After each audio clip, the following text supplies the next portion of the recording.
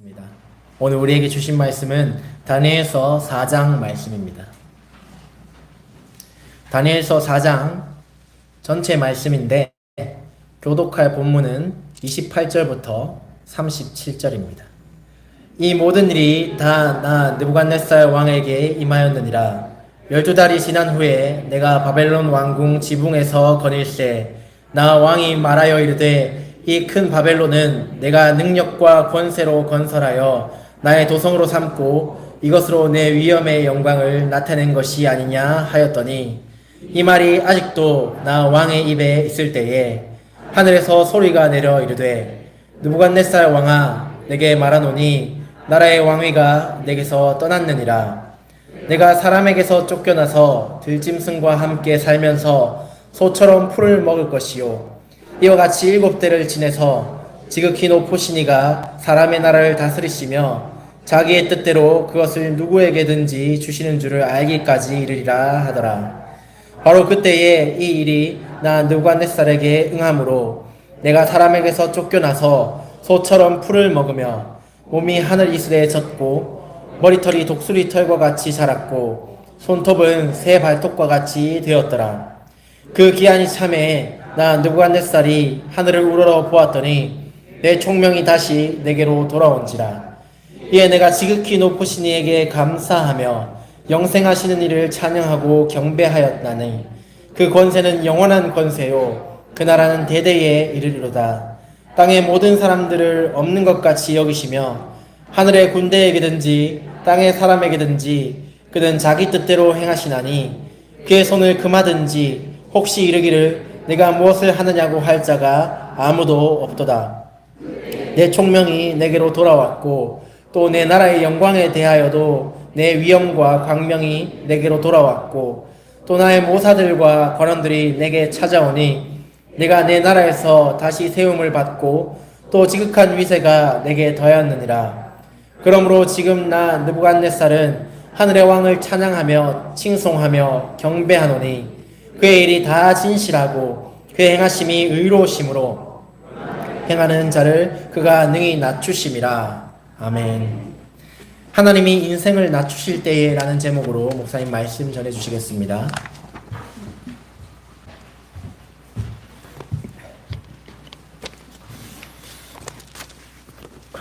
할렐루야. 오늘 제목이 낮추시는 하나님이니까 사실 우리는 낮추시는 하나님보다 높여주시는 하나님이 더 좋지요. 아마 마음들이 다 그럴 겁니다. 그러나 우리가 신앙생활하고 살다 보면 하나님께서 이렇게 하실 때도 있다는 것입니다. 오늘 본문에 하나님께서 느부갓네살을 엄청나게 낮추셨습니다. 바벨론 제국의 황제였는데 황제의 자리에서 마치 짐승처럼 낮추셨어요. 33절에 보면 이 느부갓네살이 정신줄 놓고 왕궁에서 쫓겨나서 들판에서 자고 소처럼 풀을 뜯어먹고 바깥에서 자니까 밤에 이슬에 젖고 뭐 이런 모습입니다. 이게 우발적으로 일어난 일이 아닙니다. 하나님께서 이미 느부갓네살에게 경고하셨고 때가 되어서 그대로 되어졌습니다. 4장 앞부분 우리가 읽지 않았지만은 앞부분에 그 배경들이 나와요. 느부갓네살 왕, 바벨론의 그 대제국의 황제였던 느부갓네살이 어느 날 꿈을 꾸게 되어집니다. 이전에도 꿈을 꾼 적이 있죠. 근데 또다시 꿈을 꾸어요. 꿈에 거대한 나무가 하나 있어요. 얼마나 거대하니 꼭대기가 하늘에까지 닿은 것 같고 땅끝에서도 보일 정도로 거대한 나무였습니다. 잎사귀가 무성하고 아름다웠고 열매도 풍성하여서 그 나무에 들짐승들 새들이 와서 깃들이고 또 열매가 많으니 온 세상이 다 먹을 만한 그런 창대한 나무였습니다. 그런데 갑자기 한 순찰자가 나타나요. 하나님이 부르신 천사라고 할 수 있죠. 그 나무를 베고 가지와 열매들을 다 흩어버리고 떨어뜨려 버린 것입니다. 그 짐승과 새들이 쫓겨나고 그 나무가 잘렸는데 그 뿌리만 조금 남아서 그 그루터기에 이슬이 젖고 땅에 방치되어지는 그러한 꿈이었습니다. 이 꿈을 꾸다가 느부갓네살이 꿈에서 깨어났습니다. 여러분들이 이런 꿈 꾸신다면 어떠할까요? 다시 잠이 올까요? 오늘 본문에 보면 이게 보통 꿈이 아닌 것 같아요. 그래서 번민이 심하였어요. 이 꿈이 무슨 뜻일까? 바벨론의 지혜자들을 다 불러서 해석해 보라고 하였는데 아무도 해석하지 못하는 거예요. 그래서 느부갓네살이 다시 누구를 찾을까요? 다니엘을 찾죠. 이전에 경험이 있잖아요. 꿈 해석 잘했던 다니엘 말입니다. 다니엘이 왕 앞에 불려와서 그 꿈을 해석해 주는데 22절 보시기 바랍니다. 22절 다니엘의 해석입니다. 왕이여 이 나무는 곧 왕이시라. 이는 왕이 자라서 견고하여지고 창대하사 하늘에 닿으시며 권세는 땅끝까지 미치심이니이다. 이 나무가 누구라고요? 22절 보세요. 이 나무는 누구라고요? 느부갓네살 왕이에요. 여기까지는 느부갓네살이 됐을 때 괜찮아요. 이거 창대한 나무가 왕이고 자라서 하늘에 닿고 권세는 땅끝까지 미치고 괜찮잖아요. 그런데 그 다음 이야기부터가 좀 찝찝합니다. 이 나무가 순찰자에 의해서 싹둑 잘려버려요. 그리고 왕이 지극히 낮은 자리로 떨어질 것이라는 것입니다. 얼마나 낮은 자리인지 짐승처럼 살 것이다. 소처럼 풀을 뜯어먹고 밤에 밖에서 이슬을 맞으면서 자고 이렇게 7대를 지내게 될 것이다. 라는 내용입니다. 이렇게 다니엘이 해석해 주었어요. 여러분, 대제국이었던 바벨론 황제 앞에서 그에 관한 꿈을 해석해 주는데 그 내용이 심상치 않잖아요. 쉬운 이야기가 아닙니다. 그럼에도 하나님께 받은 메시지였으니까 다니엘이 황제에게 그대로 풀어주었습니다. 그러면서 마지막 권하기를 27절 이렇게 권합니다. 그런즉 왕이여 내가 아뢰는 것을 받으시고 공의를 행함으로 죄를 사하시고 가난한 자를 긍휼히 여김으로 죄악을 사하소서. 그리하시면 왕의 평안함이 혹 장구하리이다 하니라. 이게 무슨 말입니까? 왕이시여 변하셔야 됩니다. 지금처럼 나라를 통치하면 안 됩니다. 지금처럼 통치하면 그 불길한 꿈대로 될 것입니다. 그 내용이 27절이지요. 여기까지가 1년 전의 상황이었습니다. 그리고 이제 1년이 지났어요. 후반부에 보면 이 1년 동안 느부갓네살 왕이 변했을까요? 안 변했을까요? 어떻게 하셨어요? 친합니까? 왕하고? 어떻게 하신지 모르겠어요. 맞아요. 안 변했어요. 28절에 보십시오. 이 모든 일이 나 느부갓네살 왕에게 임하였느니라. 그 꿈대로 되어졌단 말이죠. 언제? 29절에 12달이 지난 후에 1년이 지난 후에 그 꿈대로 느부갓네살에게 그대로 되어진 거예요. 왕이 안 변한 것이죠. 그리고 꿈은 그대로 되어진 것이죠. 그래서 아주 비참한 자리로 느부갓네살이 낮아지게 되었다는 사실입니다. 여러분, 왜 비참한 자리로 하나님께서 느부갓네살을 그렇게 낮추실까? 오늘 왕을 통하여 우리의 삶을 살펴보려고 합니다. 하나님께서 우리 인생을 낮추실 때가 있는데 몇 가지 이유가 있습니다. 그 첫 번째는 나의 약감을 대면하라고 하시는 것입니다. 여러분, 우리 인생이 연약한데 못 볼 때가 있어요. 그래서 낮은 자리에서 나의 연약함을 직시하라 말씀하시는 거예요. 그래서 느부갓네살을 낮추셨어요. 왕이 이걸 모르고 살았습니다. 나의 약함을 알라. 한번 따라합시다. 나의 약함을 알라. 이걸 꼭 알아야 됩니까? 여러분, 이걸 꼭 알아야 돼요? 예, 우리가 하나님 앞에 귀한 삶을 살려면 꼭 알아야 합니다. 왜? 성경이 그것을 말씀하세요. 인생은 연약하다. 그것이 진실이기 때문에 성경을 보세요. 인생에 강한 자들, 힘 있는 자들, 부자들, 권세자들 나오지만은 그들이 얼마나 연약한가도 곳곳에서 말씀하고 계시잖아요. 우리가 귀한 삶을 살려면 거짓에 파묻혀서 살면 안 되잖아요. 아하, 인생이 가르치는 진실은 우리 인생은 연약하다는 것이구나. 아이가 태어났습니다. 그 아이 보십시오. 어린아이들 누가 1시간이라도 안 들배면 못 살 겁니다. 연약한 존재예요. 아이들만 그렇습니까? 연세가 들어도 나이가 드신 노인들도 연약합니다. 그러면 아이들 약하고 어른들도 약하고 우리는 젊은이니까 쌩쌩하니까 괜찮다고요? 그때도 약합니다. 젊은이들 가운데도 어느 순간 질병에 약해질 수 있고 예측하지 못한 사고에 약할 수도 있고 그래서 잠못 이루는 인생들이 한둘이 아니잖아요. 지난 주간에도 목회 신방을 했습니다. 목요일이었나 구사랑방 신방하는데 그 신방 중에 건축위원회에서 통장을 줘서 그 통장이 다 됐다고 좀 바꿔줘라 해서 신방은 계속 되어지니까 은행을 갈 일이 없더라고요. 국민은행이요. 반총도 국민은행도 없어졌잖아요. 근데 그날 신방이 아침 9시부터 저녁 9시까지 한 11시간 이상 아주 빡빡한 일정이었어요. 여기 동구도 하고 수성구도 갔다가 저기 서구 송윤동까지 이렇게 가야 되는. 그래서 가는 길에 조금 더 들어가지고 국민은행을 갔습니다. 그 복잡한 시내 차를 대놓고 저 혼자 들어가서 이 통장 다 됐으니까 바꿔주세요. 직원이 또 보더니만 멍하게 보더니만 농협 통장인데요. 이러는 거예요. 통장을 받았는데 껍질 비닐 껍질에 국민은행 돼 있고 안에는 농협이고 제가 그것도 확인하지 않고 그냥 간 것입니다. 얼마나 부끄럽든지 죄송합니다 하고 나오는데 우리 신방 대원들에게도 죄송했어요. 그래도 우리 대원들이 다 목사님 그래도 빨리 나오셨네요 하면서 반갑게 맞아주시고 그런데 그날 저만 그랬느냐 거기에 앉은 분들이 다 비슷하더라고요. 아침에 신방 출발을 하려고 하는데 우리 신강도사는 가다가 차 한참 나가다가 다시 돌려가 들어와요. 왜 그런가 하니까 신방 순서지를 두고 왔다는 거예요. 들어갔다가 나오면서 씩 웃으며 나와요. 두고 온 게 아니라 성경책에 끼워두고 있는 거예요.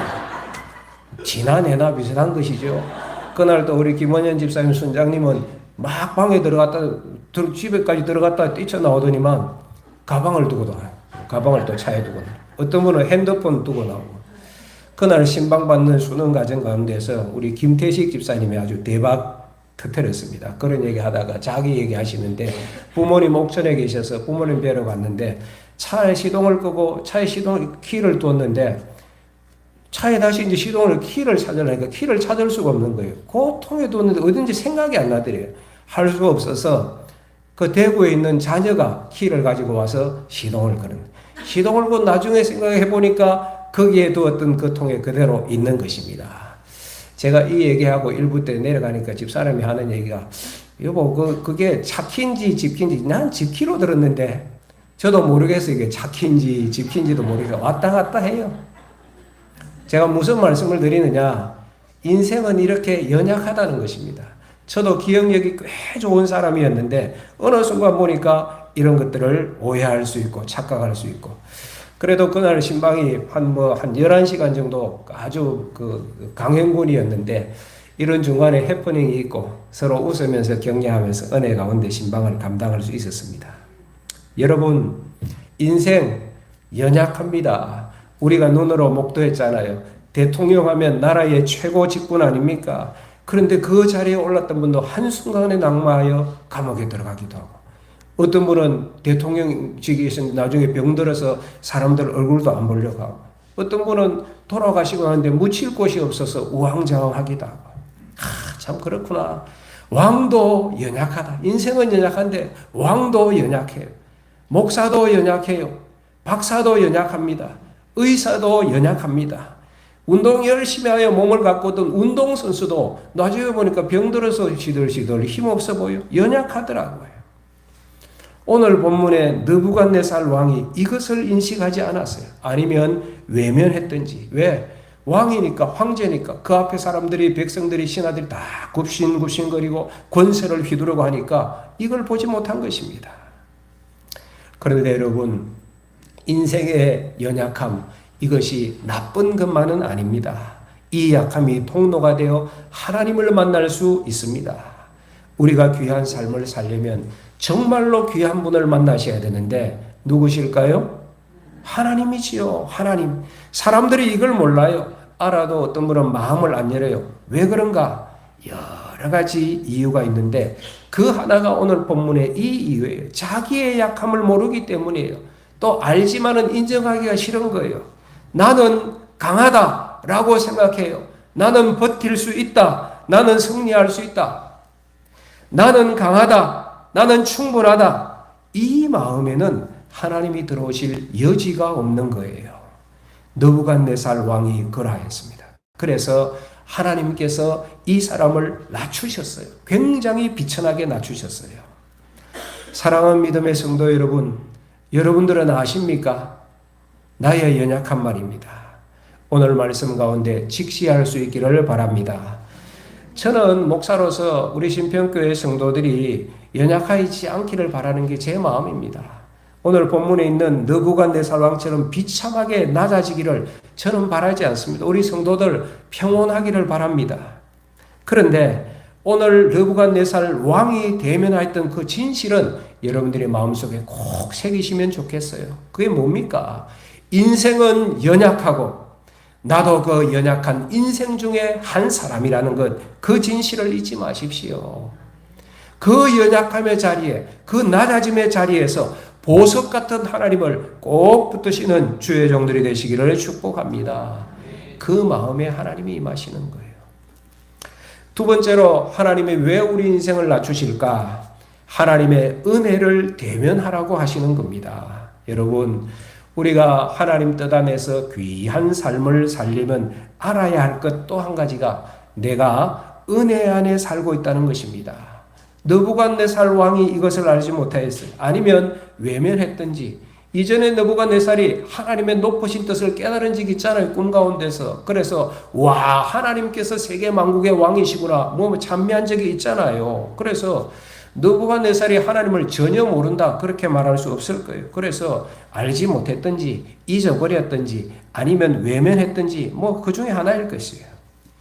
오늘 본문의 말씀만 보면 느부갓네살은 무엇으로 살았냐? 하나님의 은혜로 산 것이 아니라 자기 업적 안에 살았습니다. 29절 보십시오. 29절.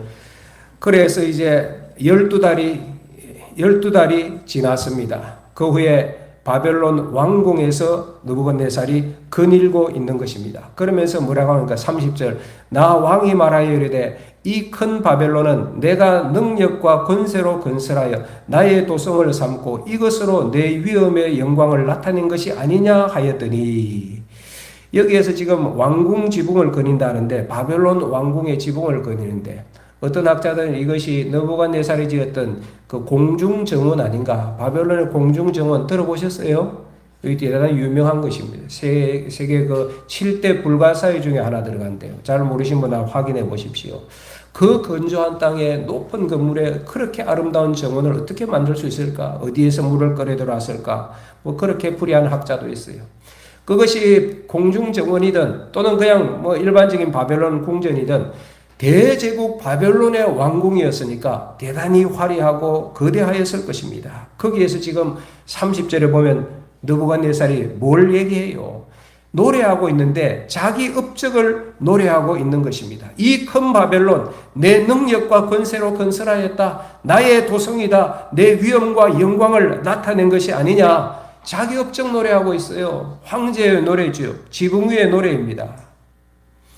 어떻게 생각해 보면 좀 부러운 마음도 있기도 해요. 야, 사나이로 태어나서 저런 호기를 가질 수 있다니 참 빛나네, 영광스러워 보이네, 이런 마음이 들 수도 있을 것입니다. 그런데 여러분, 성경의 뜻은 전혀 다릅니다. 이 노래는 빛나는 노래가 아닙니다. 영광스럽지도 않습니다. 사실 이 노래는 무지한 인생의 어두운 노래입니다. 우리가 인생을 바로 살려면 이런 노래 부르면 안 됩니다. 절대 부르면 안 돼요. 왜? 성경은 이러한 노래, 자기 찬미를 굉장히 싫어합니다. 왜 그럴까요? 왜 싫어할까요? 일단 따라합시다. 진실이 아니니까. 진실이 아니니까 그런 거예요. 왕이 볼 때 그런 줄 알았어요. 바벨론 제국, 나의 권세와 영광으로 된 줄 알았어요. 신하들이나 백성들이 볼 때 그렇게 보일지도 몰라요. 그러나 진실이 아닙니다. 그러면 진실은 뭘까요? 진실은 뭘까요? 그것을 하나님께서 보여주시는데 31절 보십시오. 31절, 30절에서 자기 영광을 찬양했잖아요. 31절, 이 말이 아직도 나 왕의 입에 있을 때에 하늘에서 소리가 내려 이르되 느부갓네살 왕아, 내게 말하노니 나라의 왕위가 너에게서 떠났느니라. 자기를 찬양하고 내가 황제로서 이 바벨론 제국을 이루었다라고 얘기하는 바로 그때에 하늘에서 소리가 들리는데 너의 왕위가 떠났느니라. 하늘에서 뭐예요? 왕위 폐위 선언이 선포된 것입니다. 아니, 느부갓네살이 바벨론 제국의 영광이 자기의 업적이라고? 아니었습니다. 지금 하나님께서 진실을 말씀하시는데 너는 너의 업적 안에 사는 것이 아니라 나의 허락 안에 사는 것이야. 황제의 자리 내가 허락한 거야. 이것을 지금 진하게 가르치시는 거예요. 32절 보십시오. 31절에서 너의 왕위가 떠났느니라 선언하고 32절 내가 사람들에게 쫓겨서 들짐승과 함께 살면서 소처럼 풀을 먹을 것이요 이와 같이 7대를 지내서 지극히 높으신 이가 사람의 나라를 다스리시며 자기의 뜻대로 그것을 누구에게든지 주시는 줄을 알기까지 너는 소처럼 살 것이다. 짐승처럼 풀 뜯으며 이슬 맞으며 살 것이다. 여러분 그 말씀 주시는 거예요. 32절 내용이 뭡니까? 야 느부갓네살아 내가 허락하지 않으면 너는 이런 존재에 불과한 것이야. 하나님의 뜻 나의 뜻을 알 때까지 너는 7해 동안 거기 있을 것이다. 이전에 느부갓네살이 제국의 역사들 이후의 세계 역사를 꿈으로 보면서 하나님을 찬미하고 와 세상의 왕은 하나님이시네 찬미한 적이 있잖아요. 그 다음 또 잊어버린 거예요. 그래서 너희가 이것을 다시 알 때까지 7해를 짐승처럼 살 것이야. 이렇게 하늘에서 음성이 드는 거예요. 그리고 33절 보십시오. 다 같이 읽습니다. 시작. 바로 그때의 이 일이 나 느부갓네살에게 응함으로 내가 사람에게 쫓겨나서 소처럼 풀을 먹으며 몸이 하늘 이슬에 젖고 머리들이 독수리 털과 같이 자랐고 손톱은 새 발톱같이 되었더라. 바로 그때의 이 일이 나 느부갓네살에게 응함으로 그래서 왕궁에서 쫓겨나서 짐승처럼 살아가는 날이 시작되었다는 거예요. 이게 무슨 말씀입니까? 하늘의 뜻이 뭐예요? 느부갓네살아 너의 노래 궁정의 노래, 황제의 노래 틀렸다. 너는 나의 허락 안에 사는 존재야. 은혜 안에서 사는 존재야. 오늘 나에게 주시는 메시지가 있으면 이 메시지를 잘 받으시는 주의 종들이 되시기를 축복합니다. 느부갓네살의 노래, 22절의 노래가 가오가 있어 보이고 위풍당당해 보입니까? 그러나 우리가 살아가면서 절대로 이런 노래 부르면 안 됩니다. 그 노래 영광의 노래가 아니라 상실의 노래입니다. 하나님을 잃어버리는 노래일 것입니다. 그런 의미에서 오늘 본문을 보면 또 다니엘서를 보면 느부갓네살에 대한 기사가 몇 번 나오잖아요. 하나님이 이 이방 왕이었던 느부갓네살을 많이 생각하시는 것 같다는 느낌이 있어요. 이렇게 해서라도 가르쳐서 돌아서기를 기대하시고 그러니까 기회를 주시는 것이죠. 회개의 기회를 주시는 것이잖아요. 여러분 삶이란 게 참 묘한 것 같아요. 이런 낮아짐의 자리를 우리가 원치는 않지만은 때로는 이 낮아짐의 자리가 요긴할 때가 있습니다. 거기에서 진실을 발견할 때가 있습니다. 저는 조금 전에도 말씀드렸듯이 우리 성도들이 이런 느부갓네살처럼 비참하게 낮아지는 이런 자리 내려가기 원치 않습니다. 우리 성도들은 참 반짝반짝 빛나시면 좋겠어요. 학교에서도 반짝반짝 빛나고 직장에서도 반짝반짝 빛나고 이웃과의 관계에서도 빛나는 인생이 되었으면 좋겠습니다. 그러나 빛날 때에도 잘 될 때에도 절대 여러분들은 느부갓네살처럼 업적의 노래 부르지 말기를 바랍니다. 안 됩니다. 그 대신 다른 노래를 부르십시오. 다른 노래 하나 소개할 테니 이런 노래 부르십시오. 내가 누려왔던 모든 것들이 내가 지나왔던 모든 것들이 내가 걸어왔던 모든 순간이 그 다음 뭐죠? 당연한 것 아니라 은혜였소. 이런 노래 부르십시오. 아침에가 뜨고 저녁에 노을 봄의 꽃향기와 가을의 열매 변하는 계절의 모든 순간이 그 다음 어떻게 되지요? 당연한 것 아니라 은혜였소. 이런 노래 부르시는 주님의 종들이 되시기를 축복합니다. 이 노래가 진실이에요. 내가 한 것이 아니에요. 당연하다고 느꼈는데 내 수고가 아니었어요. 모든 것이 하나님의 은혜. 우리는 하나님의 은혜 안에 살고 있다 믿으시기를 축복합니다. 오늘 여러분이 걸어가는 이 지구별 우리가 만든 것 아닙니다.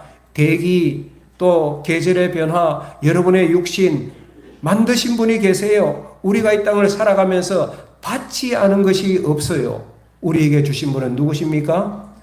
누구십니까? 하나님이세요. 그래서 이 하나님의 은혜를 찬미하는 노래로 하나님께 더 가까이 나아가는 주의 종들이 되시기를 축복합니다. 축복합니다. 그래서 이것을 모르는 느부갓네살을 하나님께서 낮추셨는데 어떻게 되었을까? 이제 7회를 짐승처럼 그렇게 살아고 7대를 지난 후에 이 느부갓네살 어떻게 변했을까요? 안 변했을까요? 어떨까요? 다행히 이번에는 결과가 잘 나왔어요. 34절 보십시오. 34절. 그 기한이 참에 7대가 지난 것이죠. 나 느부갓네살이 하늘을 우러러 보았더니, 하늘을 우러러 보았다는 것은 뭘 말하는 걸까요?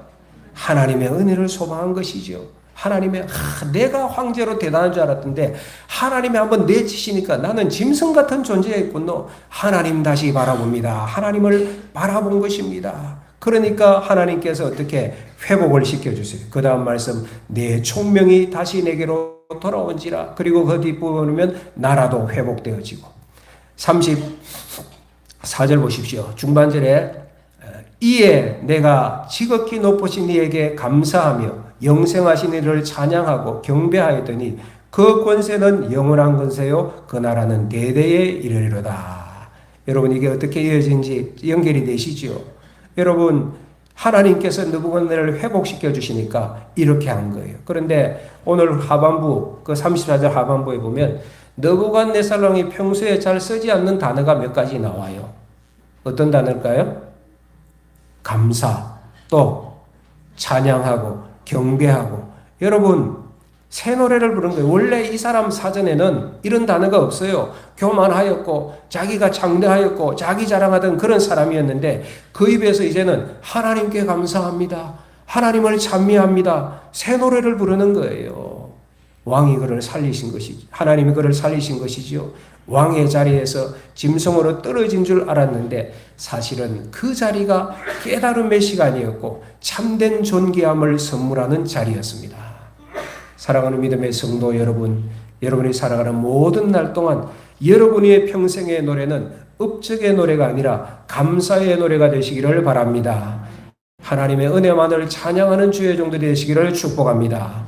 오늘 마지막 세 번째로 하나님이 우리를 낮추실 때에 우리는 사명의 자리로 나아가야 됩니다. 그때에 절망하거나 불평하지 말고 하나님 뜻을 붙들고 일어서야 합니다. 27절을 다시 보시기 바랍니다. 그 느부갓네살 왕의 꿈을 다니엘이 해석해주고 마지막에 다니엘에게 충언을 드리는 내용인데 27절 시작. 그런즉 왕이여 내가 아뢰는 것을 받으시고 공의를 행함으로 죄를 사하고 가난한 자를 긍휼히 여김으로 죄악을 사하소서. 그리하시면 왕이 평안함이 혹시 장구하리시다 하니라. 다니엘이 꿈 해석해주고 왕에게 마지막 충언하잖아요. 무슨 내용입니까? 왕이여 당신 업적 자랑하고 교만한 삶이 아니라 하나님의 공의와 사랑으로 섬기는 삶을 사십시오. 그렇게 통치하는 왕이 되십시오. 공의와 사랑으로 섬기라는 것을 말합니다. 그러면 하나님께서 함께 하실 것입니다. 그 내용을 이야기하고 있는 것입니다. 여러분, 하나님이 느부갓네살 왕에게 권세를 허락하셨습니다. 그리고 공의와 사랑으로 통치하기를 바라셨습니다. 하나님께서 모든 세상 왕도 주관하세요. 왕을 세우면서 악행을 일삼고 막 폭력적으로 백성들을 억압하고 그것 원하지 않으세요. 하나님을 섬기는 왕이든 하나님을 모르는 왕이든 어쨌든 하나님의 질서, 하나님의 공의, 하나님의 사랑 안에서 나라를 통치하면 하나님께서 함께하여 주시는 복이 있습니다. 그런데 느부갓네살 왕이 우리가 말씀을 보았지만은 그렇게 하지 않았던 것입니다. 황제의 권세로 포악하게 군림하고 그래서 하나님께서 그를 비참하게 낮추셨어요. 사랑하는 여러분, 하나님은 우리도 이 땅에서 하나님의 공의와 사랑을 행하기를 원하십니다. 그것이 하나님을 섬기는 것이고 하나님의 뜻 안에서 이웃을 섬기는 일이 되어지는 거예요. 미가 시대에 이스라엘이 참 타락하였습니다. 지도자들이, 정치 지도자들이 권세를 누르고 연약한 자들을 막 갈취하고 강탈하고 또 종교 지도자들까지도 타락하여서 예배가 있기는 있는데 예물도 드리긴 드리는데 온전한 중심의 예외가 없고 그 시대에 미가 선지자가 활동했어요. 미가서 6장 6절 이하에 보면 미가가 나와서 하나님께 질문합니다. 하나님, 제가 무엇을 가지고 여호와 앞에 나아갈까요? 무엇을 가지고 높으신 하나님께 경배하고 예배할까요? 1년 된 송아지를 드릴까요? 천천의 수양을 드리면 되겠습니까? 만만의 기름을 하나님께 바쳐드릴까요? 아니면 내 맏아들이라도 제물로 바쳐드릴까? 아니면 내 몸을 불살라 하나님 앞에 예배드릴까요? 이런 질문이 나와요. 근데 6장 8절에 가보면 하나님의 답이 나와요. 사람아, 주께서 선한 것을 너에게 보이시나니 여호와께서 너에게 구하시는 것은 오직 정의를 행하며 인자를 사랑하며 겸손히 내 하나님과 함께하는 것이니라. 이 말씀은 미가에게만 주신 말씀이 아니에요. 느부갓네살을 향하여서 다니엘이 선포한 말씀만이 아니라 성경 전체에 흐르는 사상입니다. 이것은 왕도 행하여야 되고 목사도 행하여야 되고 집사도 행하여야 되고 우리 성도들도 이 말씀 붙들고 살아야 돼. 하나님께서 받으시는 제사, 하나님이 기뻐하시는 삶은 오직 정의를 행하고 연약한 인생들을 사랑하여 섬겨가고 겸손하게 하나님과 동행하는 삶, 이것을 원하시는 거예요. 여러분, 황제의 자리가 얼마나 높은 자리입니까? 거기에다 바벨론 제국은 엄청나게 큰 제국 아닙니까? 느부갓네살이 황제의 자리에 있으므로 누린 것도 많지만 놓친 것도 있었어요. 문제는 조금 전에 살펴보았듯이 내가 하나님의 은혜 안에 살고 있구나, 이건 놓쳤어요. 또 한 가지 놓친 것이 뭔지 아십니까? 섬김의 기쁨을 놓쳤어요. 황제로서 굴림의 짜릿함만 누렸던 거예요. 그게 뽀대난다고 생각하고 가서 굴림하고 억압하고 자기 권세에 휘두르고. 사실 느부갓네살만 그렇게 생각하는 것 아닙니다. 많은 사람들이 그렇게 생각합니다. 그것 해보고 싶어합니다. 이것이 폼나 보이고 심지어 교회에서도 그렇다니까요. 교회에서 오래 믿음 또 직분에 어느 정도 오르게 되어지면 그 직분을 가지고 하나님 뜻대로 잘 섬기는 것보다 의시되고 대접받으려고 하고 세상 사람들 마음이 너나 할 것 없이 비슷하게 있어요. 그런데 주님의 뜻은 전혀 다릅니다. 그것보다 훨씬 깊은 기쁨, 아름다운 기쁨을 우리에게 가르쳐 주시고 말씀해 주세요. 그것이 뭐냐? 하나님의 뜻대로 행하는 것입니다.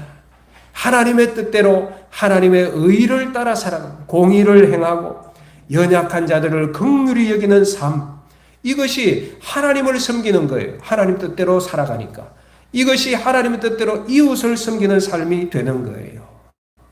사랑하는 여러분, 굴림의 기쁨이 있습니다. 뭐 회사에서도 좀 재면 기분 좋잖아요. 굴림의 기쁨이 있지요. 그러나 그 기쁨은 잠시입니다. 그 기쁨 안에 도취되어 있으면 내 영혼이 피폐되어집니다. 그러나 진실한 기쁨은, 그것보다 훨씬 더 기쁨은 하나님 안에서 살아가는 기쁨인 것입니다.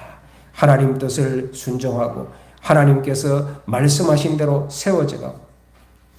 우리는 기도할 때 우리나라의 지도자들도 이런 지도자들이 될 수 있도록 기도해야 될 것입니다. 하나님 공의와 사랑을 실현하는 나라와 지도자들이. 이 4월 달에 총선이 있는데 여러분 기도하시면서 잘 선택하십시오. 친하다고 뭐 고무신 한 짝 갖다 준다고 뚝딱 찍으면 안 되시고 정말로 하나님의 공의와 사랑 안에 서 있는 사람이 누구일까? 우리나라의 지도자들도 많이 있는데 이분들이 그 권세를 가지고 하나님의 뜻을 행하고 공의 안에 살아가면 얼마나 좋아하겠습니까? 나라마다 백성마다 지도자들이 이 일 안 하니까 아우성 아닙니까? 가진 권세를 가지고 자기 멋지게 살아가려고 하고 백성들을 막 탄압하고 휘두르고 자기 권세만 유지하려고 하고 그러니까 백성들이 아우성이 의롭게 살리는 것이 아니라 그 권세를 가지고 그 힘으로 불의한 일을 행하고 감옥에 들락날락 하면서 또 선거에 나서고 그 권세를 가지고 연약한 자들을 돌보는 것이 아니라 오히려 무시하고 그래서 백성들이 아우성 아닙니까?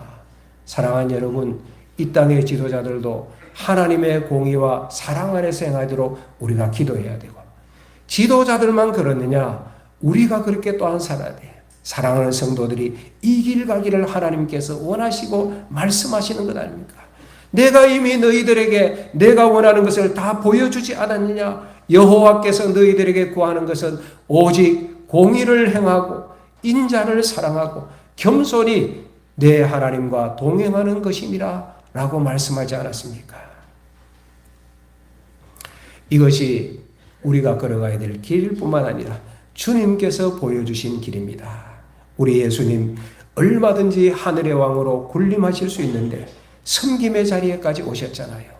느부갓네살이 짐승처럼 그냥 이슬 먹고 살고 이 정도와 비교할 수 없는 하늘의 왕이 연약한 인생의 모습으로 이 땅에 오셔서 십자가를 지셨어요. 하나님의 공의와 사랑을 실천함으로 우리를 구원하는 희생의 자리가 십자가이지요.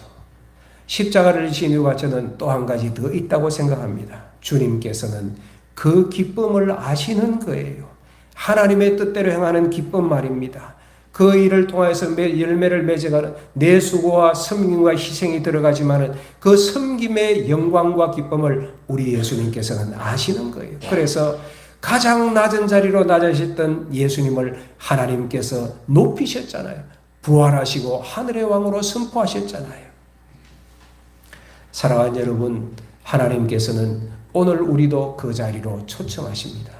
느부갓네살을 낮은 자리에서 새롭게 하시기 위해 초청하신 것처럼 사랑하는 성도들도 오늘 그 자리로 초청하세요. 사명의 자리로, 하나님의 공의와 사랑으로 섬겨가라는 그 자리로 우리를 부르고 계십니다. 이 부르심에 믿음으로 응답하실 분들은 응답하시는 은혜가 있기를 주의 이름으로 축원합니다. 우리 주신 말씀 생각하며 찬양하며